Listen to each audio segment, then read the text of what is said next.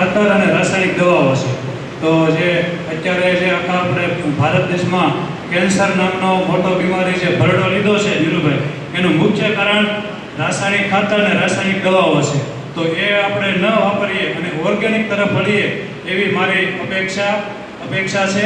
બીજી વસ્તુ કે અમારે એક મોટી બીમારી અમારે એક નવી છે, કારણ કે અત્યારે જે નવી પેઢી છે આ બધો આપણે ઓર્ગેનિક અને બધા રાસાયણિક ખાતર અને રાસાયણિક દવાવાળો છે ખોરાકને અનાજમાં અને શાકભાજીમાં જે બધું વપરાતું હોય એના હિસાબે એની આડઅસર લાંબા ટાઈમે થાય.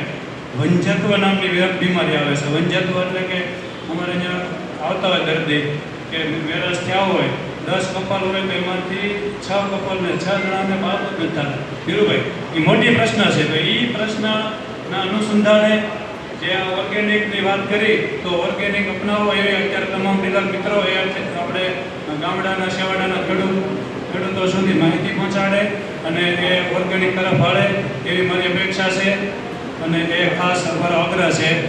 અને આજ રોજ મને જે આજે બોલાવી અને અમારે ભરતભાઈ અને ભાવેશભાઈ ડાભી જે ખાસ આમંત્રણ આપ્યું અને ખાસ યાદ કર્યો એ બદલ એનો પણ હું ધન્યવાદ આપું છું, આભાર માનું છું.